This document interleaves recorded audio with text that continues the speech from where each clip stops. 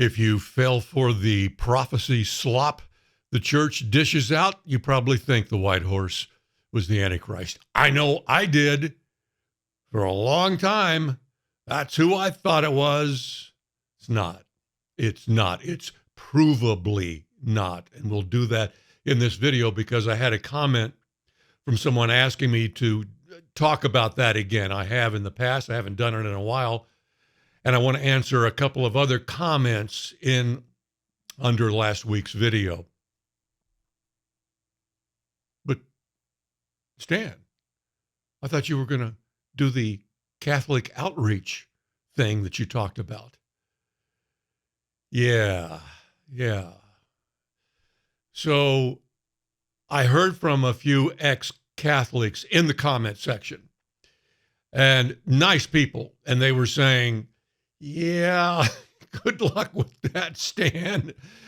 And I was like, well, I know it's not easy talking to non-denominational, evangelical, Bible-believing Christians on the Protestant side, a group that I see myself as part of.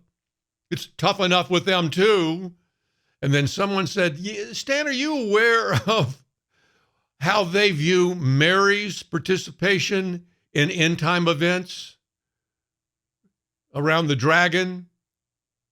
And I was like, no. I mean, I've looked into it a little bit. I mean, I know that the Catholics generally believe what we would see as a post-trib position, that it happens at the end. They're amillennial, post-trib, not really excited about end-time prophecy in general. And so I looked into what that person was saying, and that person was correct.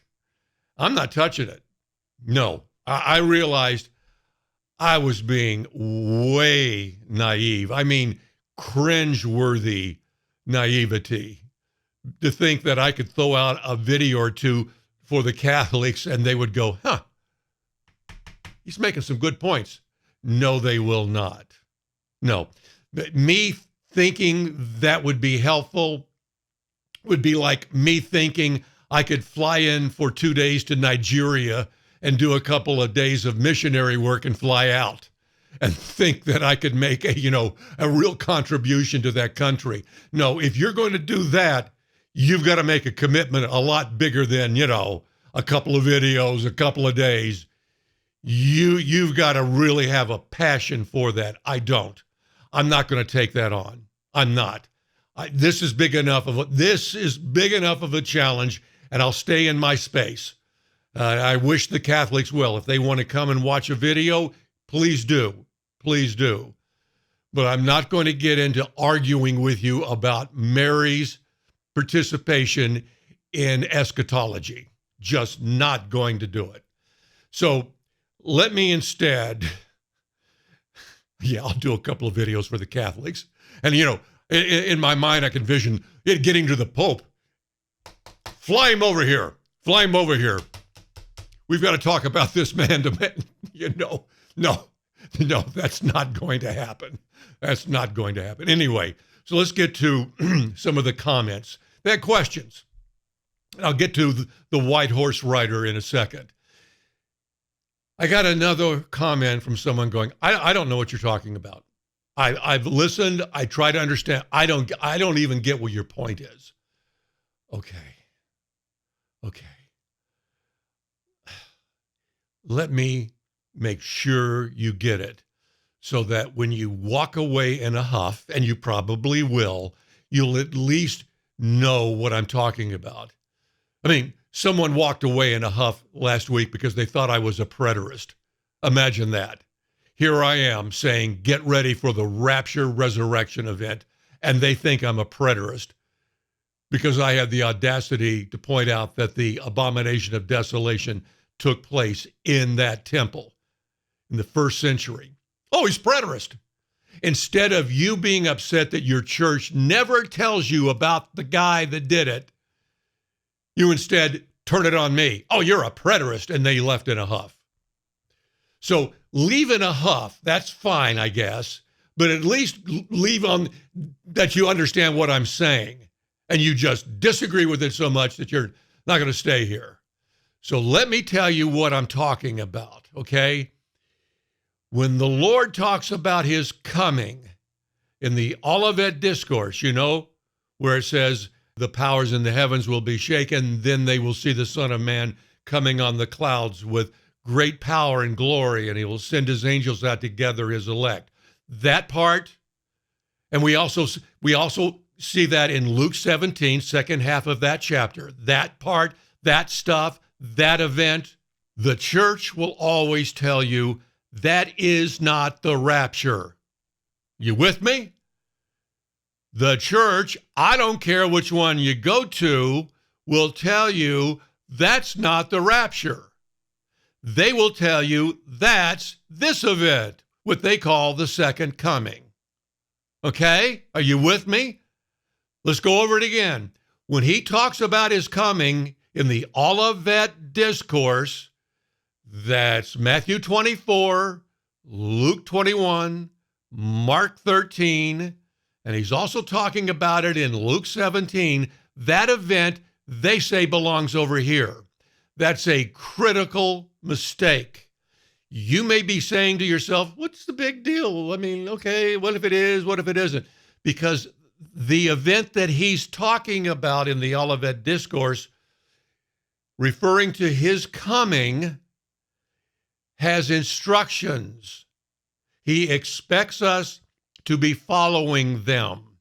When you take that event and stick it over here, you don't care about those instructions because you see yourself going here in the rapture resurrection.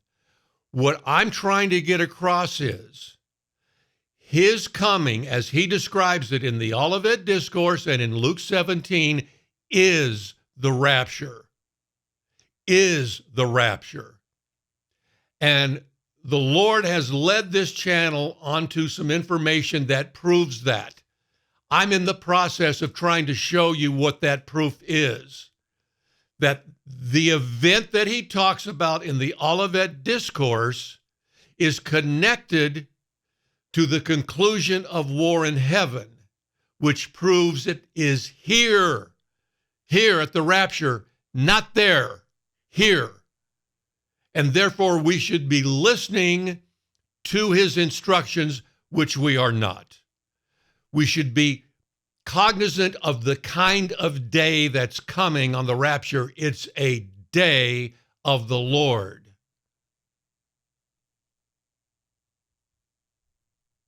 Did you follow that? Is that meaningful to you? Or is your response to it, oh, so what? It's all going to work out. I'm saved. I'm not worthy. Someone else was saying, look, Stan, in all due respect, I see the rapture and I'm all for it. I'm all in on that. But harpazo, the word for catching up, is a forceful snatching. If he's going to forcefully snatch me, why do I have to be watching? Okay. In all due respect, back at you, sir. That's a new one. Okay. You just took the bar that was already set incredibly low. I'm just being honest, and lowered it some more. Okay. Yeah. Okay. Take a close look at harpazo. Okay. It's snatching as in victory. That's one of its meanings, as in a prize, as you take the prize. Yes, he is taking his prize. That doesn't mean it negates his instructions. You still have to follow the instructions. But see, you've never been taught about that, so you don't care about the instructions. If they had been reinforced to you throughout your Christian life, then it would be natural for you to be following them and understood their importance. But they've blown them off. And you see Christ as, well, whether or not they want to go, I'm taking them. I'm taking them. He didn't want to go, but I'm taking him. He's not paying attention, but I'm taking him. I'm taking her, taking him. This guy over here, he's in a strip joint, taking him. No. Look at the parable of the 10 virgins. They all wanted to go. They all wanted to go. 5 weren't ready. You have to follow his instructions. Sure, he is glad to take his prize, Doesn't mean it's against your will. As a matter of fact, that's one of the things. If you want to preserve your life here on earth that day, you will lose it. He's not taking you. He understands, I'm interrupting your life. Do you want to go? And you demonstrate that you do on that day by being ready and acknowledging, yes, I need to be ready to go. I don't care what's going to happen on that day, and it's going to be surreal. I'm going to be ready, and I'm going to pray for strength like he told me to, and I'm going to stay ready for that day. It's part of what being a Christian is all about, but a big part. And it's been pushed aside because we picked up his instructions and stuck them over here. Do not let what you perceive about that Greek word outweigh his instructions. They were given to be honored and fulfilled. Now, to the white horse rider. Every translator who took on the huge challenge of translating the book of Revelation needed to be aware that there are certain words in that book that are heavy, that are pregnant with meaning, and they have to be carefully treated accordingly. Stars shows up 14 times, 7 times 2, in the book of Revelation. You want to be careful. You want to make sure, and it's pretty easy because that Greek word really only means stars or constellations. So make sure you stick with stars. Don't throw in constellation. Make sure everybody sees that word 14 times. Because if you were reading it in the Greek, if you and I could read and write Greek, we'd see it if we could, 14 times. Make sure after I translate it, the translators should have said, that everyone will see stars 14 times. White is another one. 17 times, 7 plus 10 in the book of Revelation. Think about it. 17 times white, always seen as acceptable to God, always seen as pure in his sight, unblemished. We're told we wear robes washed in the blood of the Lamb and made them white. It's that. It's holy in his sight. White is always used that way in the book of Revelation, never given to something evil. You can't even pretend in the book of Revelation to wear white. White is never associated with the beast or the false prophet or anything evil. 17 times. Now, the translators really wouldn't have a problem because you know what the definition of that Greek word is? White. That's it. White. And the translators do a great job with stars and white. But the other word, and there are others that are heavy and meaningful in the book of Revelation, but the one I really want to focus on is Nikao. Nikao. However, the perfect way of pronouncing it is, I'm going with Nikao. Nikao. Okay. That word 17 times, 7 plus 10 shows up. Oh, what an important word in the book of Revelation. That's the one where we run into a problem because you've got to pick from these various meanings. It can mean conquer, it can mean overcome, it can mean be victorious. They're all fine. Pick one so that everyone sees how often that word is used in the book of Revelation. It was meant for us to see. It plays out throughout the chapters. It's so important that we see it correctly. But translator after translator decided, I'll use overcome here, and then I'll switch to conquer over here, and I may even throw in be victorious over here. And so we read it and we don't see the connection. If you could read it in the Greek 17 times, you would go, oh, there's Nikao again. Oh, there's Nikao again. There's that word again. There's that word again. But for years, I didn't see it. I didn't see it. Because so many of them will do this. They'll go with overcome in the letters to the churches. Every church letter at the beginning of the book of Revelation, chapters 2 and 3, will get the Nikao thrown at them toward the end. To him that overcomes, and then some promise from the Lord, I will grant to sit with me on my throne, or whatever it is. So Nikao, and the church is always seen as Nikao. So in chapters 2 and 3, 7 times to the churches, and in the letter to the Laodiceans, one extra time when the Lord says, you must overcome even as I, the Lord speaking, overcame. Past tense Nikao. 8 times it's used. The next time we see it is when John is in heaven and he's viewing that moment where they're looking for somebody worthy to take the scroll. And finally, the Lion from the tribe of Judah takes it because he is worthy, because he overcame. Nikao, past tense once again, for him. While he was on earth, he was present tense Nikao. He was overcoming. He is not overcoming anymore. He overcame. Big time. And then after that, the rider on the white horse, and the Holy Spirit puts that word Nikao twice in its description so we don't miss it.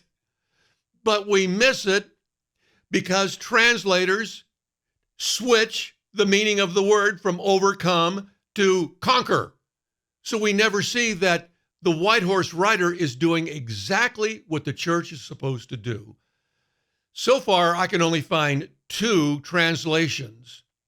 The English Standard Version, it goes with conquer in all 17 times. It's conquer, or a form of conquer. If it's past tense, conquered, or conquering, but stays with conquer as the root so that we can see 17 times, all of them, where that word is used. Young's literal translation goes with overcome. That's fine. But it sticks with it 17 times. If you switch it up, I don't get what people who are literate in Greek get.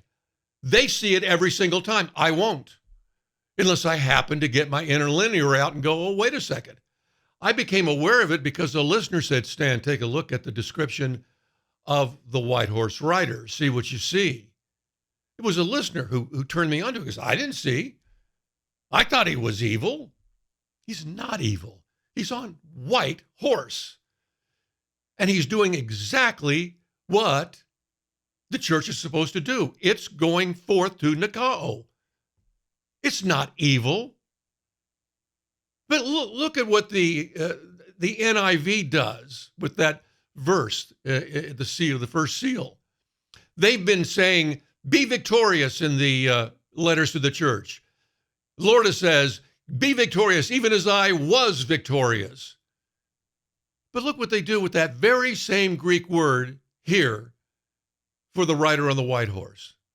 I looked, and there before me was a white horse. Its rider held a bow, and he was given a crown, and he rode out as a conqueror, bent on conquest. They make that verse as evil sounding as they possibly can. Who could blame anyone who has an NIV, New International Version, not to believe that that's the Antichrist? Oh, there he is. Oh, and that white horse, he's just pretending to be a good guy. Of course they would. Until they found out, wait. That's the same word that was used to the churches?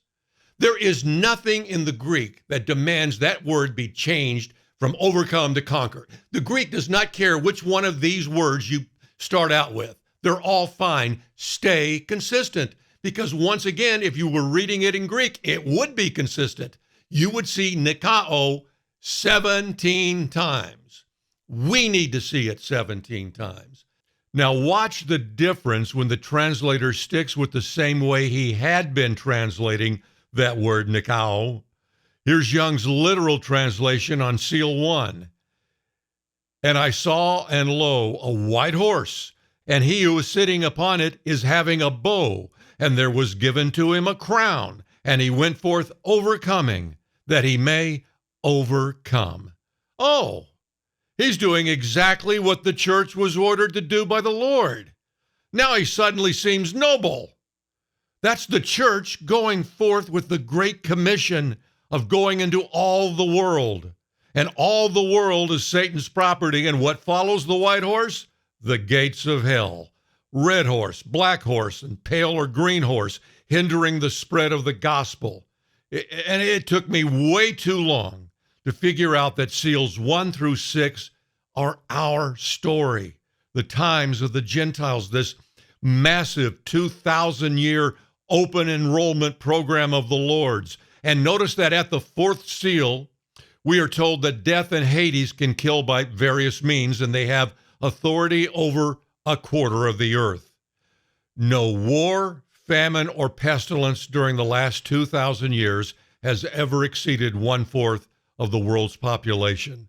The biggest killing event of our age was the Black Plague of Europe that came close to the 1/4 limit. Nothing else has even gotten close. But when the church rolls out with that trio at its heels, there will be martyrs, and we see that in the 5th seal. But we also learn something very interesting, that the martyrs are told to wait for justice until both the number of their fellow servants, converts to the faith, of course, and their brethren who would be killed as they were, was completed. We can't know those numbers, of course, so we stay perpetually ready, but at the 6th seal, that number comes in. I looked, and behold, a great multitude which no one could number, of all nations, tribes, peoples, and tongues, standing before the throne and before the Lamb. The church that begins with the lone white horse rider brings in a multitude that no one can count except God. We also see the blindness coming off of Israel with 12,000 from each tribe being sealed. This is what Paul said would happen in Romans 11. When the fullness of the Gentiles or nations comes in, the blindness on Israel is lifted. But this doesn't fit the narrative that the church demands, does it? No. Does he even notice that the 6th seal opens with stars falling from heaven like worthless winter figs? Does he realize that this is the conclusion of war in heaven? Will he ever tell you that the 6th seal opens at the conclusion of war in heaven, just like Christ's coming does? Of course not. That entire event line, seals 1 through 6, the story of the times of the Gentiles, will conclude before the beast is brought forth. Has to. It's marked that way. And that's why we can know the 1st seal is not the Antichrist. This is way before the Antichrist. It's the church going forth to Nikao, just as the Lord told the church to do. And it is not a coincidence whatsoever that in the 12th chapter, the War in Heaven chapter, as Satan has just been cast down, we see the church in heaven, and we are told, and they overcame him being Satan, by the blood of the Lamb and by the word of their testimony. Did you catch it? Past tense, Nikao. Finally, we become past tense. Mission accomplished. That's what it's telling us. We are currently present tense, Nikao. There we will be past tense because we will be in heaven because he just came and got us before the beast comes forth. That Nikao, that past tense, is number 15 of the 17. The 17th Nikao of the book of Revelation is assigned to the Lord, of course, naturally, as he overcomes the beast and the false prophet and the whore of Babylon in the 17th chapter. You want to be in the Nikao in the 12th chapter. You do not want to be in the Nikao of the 13th chapter. That's reserved for those who are left behind. Be in chapter 12, and you can be in chapter 12, and we will see each other in chapter 12 if you start listening to him. To do that, refuse the prophecy slop of the church. Thank you for watching, and God bless you.